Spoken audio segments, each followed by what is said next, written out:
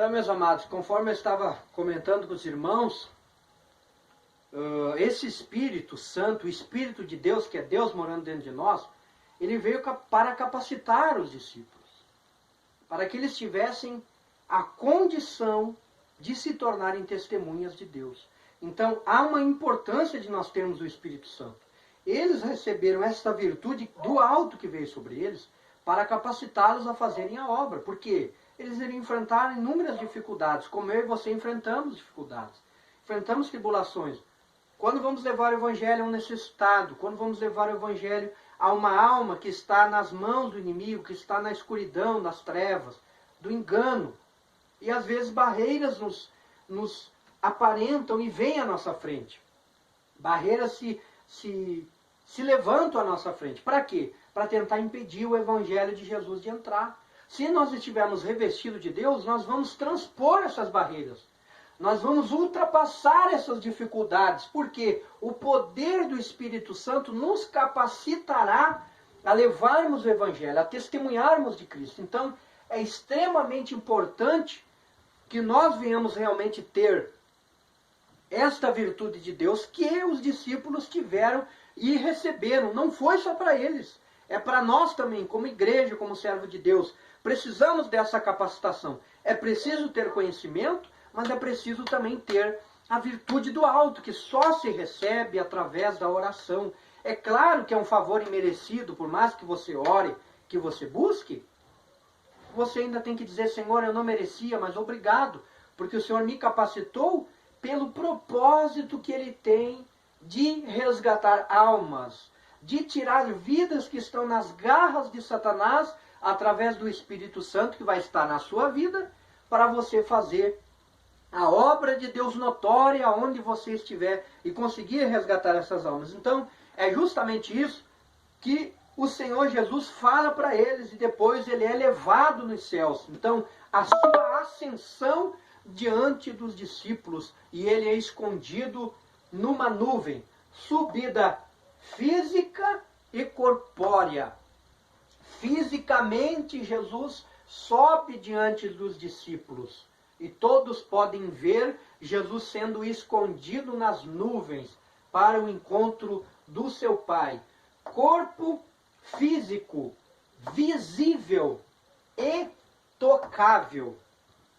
Isso depois da ressurreição. Veja bem, nós estamos falando aqui depois da ressurreição, Jesus ressuscitado. Agora estamos voltando atrás aqui. Corpo físico, visível e tocável. Depois que ele ressuscitou, Jesus não ressuscitou num espírito, como algumas pessoas infelizmente ensinam, que Jesus não tinha um corpo de carne, que Jesus era um espírito, não tinha osso, não tinha sangue, né? E vamos ver aqui, depois que ele ressuscitou, corpo físico, visível, todo mundo podia ver, e tocável.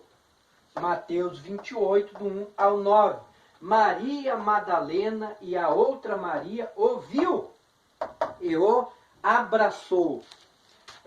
São Mateus, capítulo de número 28.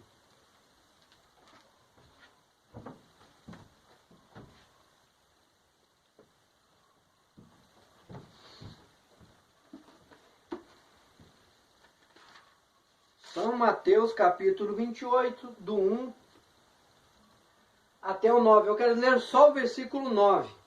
E indo elas, eis que Jesus lhe saiu ao encontro. Depois que o anjo fala para elas, né? Ele não está aqui, já ressuscitou, tudo aquele fato que ocorreu. Indo elas, eis que Jesus lhe saiu ao encontro. Veja, Jesus aparece ao encontro delas, dizendo: eu vos saúdo. Jesus saúda a Maria Madalena e a outra Maria. E elas, as Maria, chegando, abraçaram os seus pés e o adoraram. Elas se prostram aos pés de Jesus. Tem como se prostrar diante de um corpo que não tem carne? Diante de um corpo que é um espírito?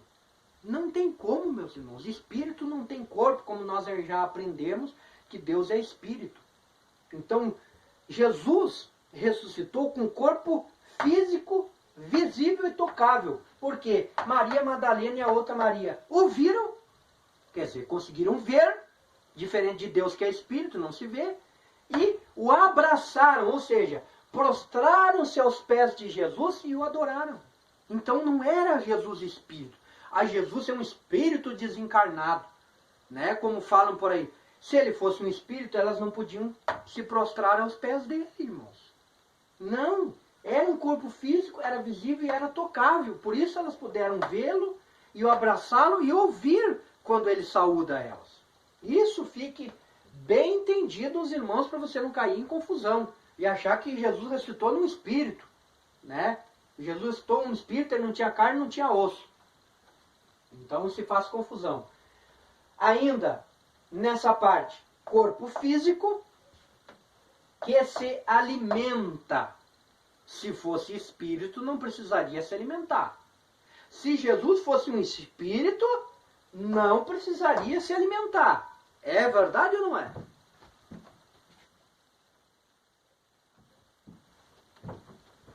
Eu estou indo lá para ver se eu não estou perdendo a gravação, que antes eu estava falando um monte de coisa, fui ver, não estava gravando. Tem todas essas lutas aí, mas Deus vai dar vitória. Já deu, né? Deus não vai dar, já deu vitória, graças a Deus. Lucas capítulo 24. São Lucas capítulo 24, do versículo 36 ao 43. Ele comeu peixe diante dos discípulos. Se ele fosse espírito, tinha como... Para que ele comer peixe, meus irmãos? 24, do 36 ao 43. Eu gosto muito dessa passagem aí, porque aqui mostra Cristo ressuscitado. Cristo, depois da ressurreição, ele ressuscitou com um corpo físico, visível e tocável. Acabamos de ver aqui. E agora, corpo físico que se alimenta. E falando essas coisas, o mesmo Jesus que se apresentou no meio deles disse: paz seja convosco. Jesus aparece para eles.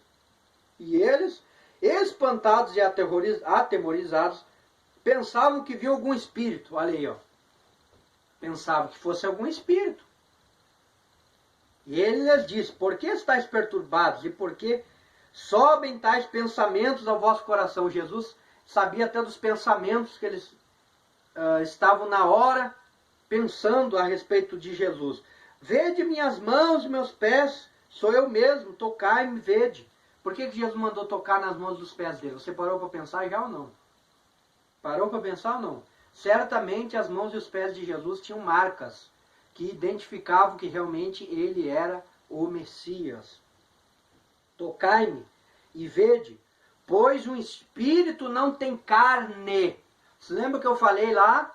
Lembra que eu falei lá, João 4:24, Deus é espírito? Olha o que Jesus fala aqui, vede, pois um espírito não tem carne. Deus é espírito. E Jesus fala aqui, vede, pois um espírito não tem carne. Então Deus é espírito. Espírito não tem carne. Então Deus não tem carne. Deus é espírito, irmão. Jesus sim. Jesus tem carne, mas Deus não. Deus é espírito. Um espírito não tem carne nem ossos. Jesus tinha ossos. Como vedes que eu tenho. Então, se ele fosse espírito, como é que ele ia dizer que ele tinha carne e osso? O que a gente faz com essa palavra aí, então? Não, Jesus ressuscitou um espírito. Se ele falou que ele tinha carne, ele tinha osso, irmão. Como que ele ressuscitou um espírito? Ele ressuscitou com um corpo físico, visível e tocável, que as Maria puderam se prostrar e tocar nos pés de Jesus. E depois, olha só o que acontece aqui. Ele mostra para eles que é ele, que ele tem carne, que ele tem osso.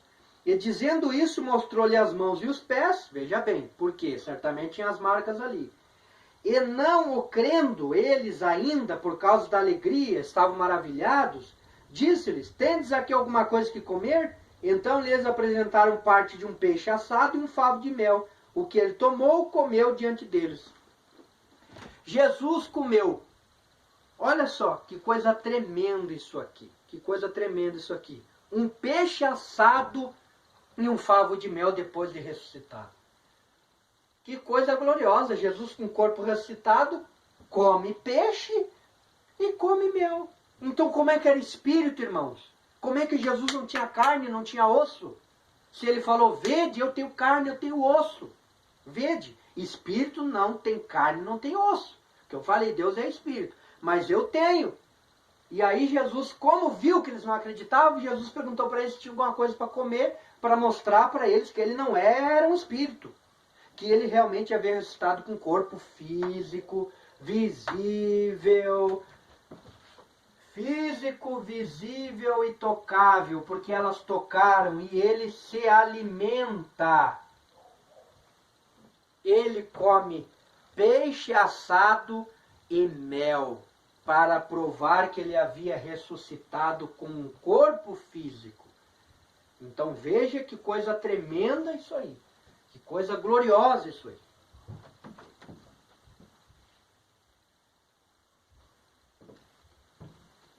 Tá bem que o vídeo está indo, aí está sendo uma benção então.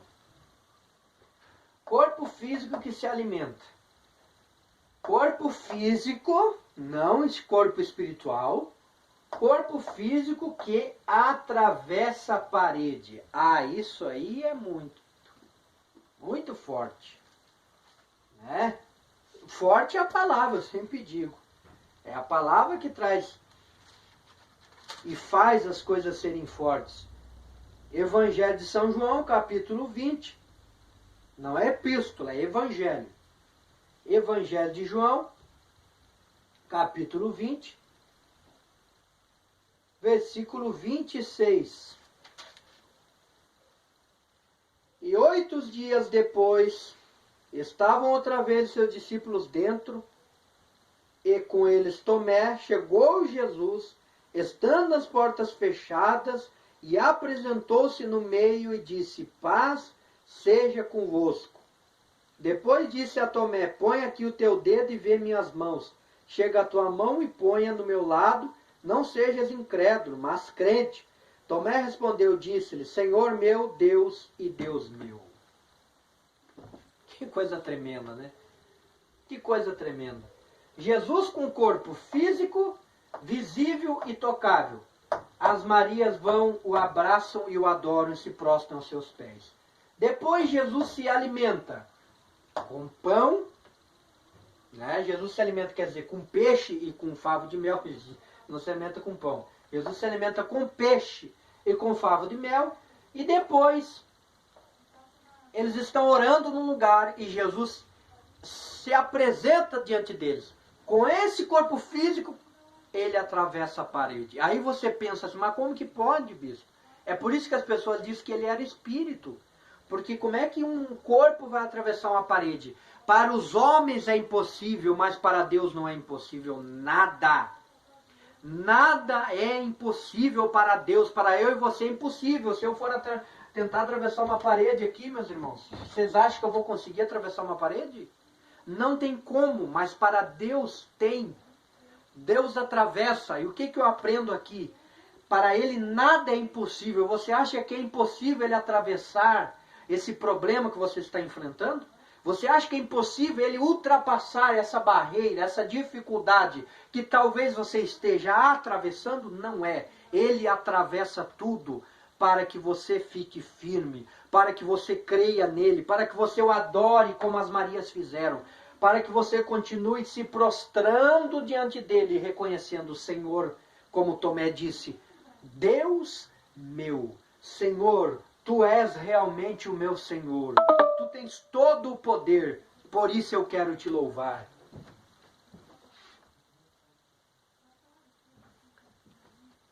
Então, meus amados, que coisa tremenda é essa aqui.